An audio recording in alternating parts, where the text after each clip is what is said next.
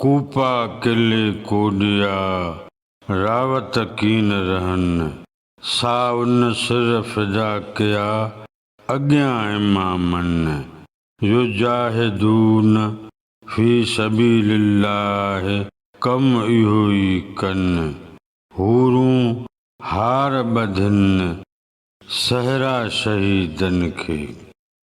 नवनि लफ़्ज़नि जी माना।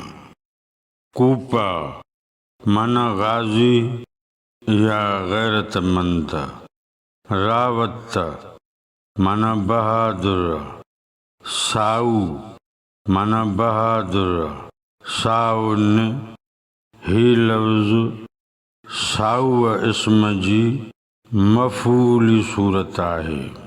सहरा माना मूड़, युजाहिदून फी सबीलिल्लाह माना उहे अल्लाह जी राह में जिहाद कंदा। ही सूरह अल माइदा जी आयत 54 जो कुझु हिसो आहे। बैत जे मिसरउनि जी सादी सम्झाणी। कूपा किले कोडिया रावत कीन रहन। जंग जे मैदान में गाज़ी कुॾिया ऐं खेॾिया बहादुर जंग जे मैदान में विढ़ण खां रही नथा सघनि। साउन सिर फिदा कया अॻियां इमामन, बहादुरनि इमामनि जे अॻियां पंहिंजा सिर क़ुर्बान कया। युजाहिदून फी सबीलिल्लाह कम इहो ई कनि जीअं सचा मोमिन अल्लाह जी राह में जिहाद कंदा। इमाम ऐं इमामनि जा असहाब बि उहो ई कमु कनि था।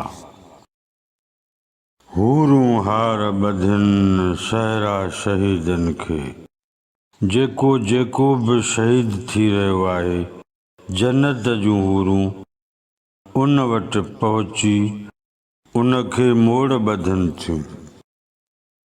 बैत जो मजमूई मतिलब ऐं मफ़हूम।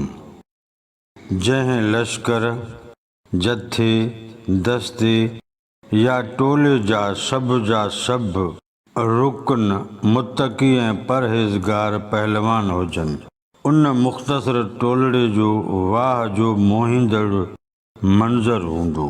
हक़ जी राह में कुसजण खां उन्हनि मां न को लवाईंदो ऐं न की नटाईंदो। ईमान जी कुवत ताक़त सां उहो मैदान में लहंदो ऐं लड़ंदो।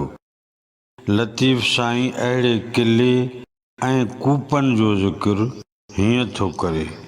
कूपा किले कोडिया रावत कीन रहन साउन सिर फिदा कया अॻियां इमामन युजाहिदून फी सबीलिल्लाह कम इहो ई कनि हूरूं हार ॿधनि सहरा शहीदनि खे।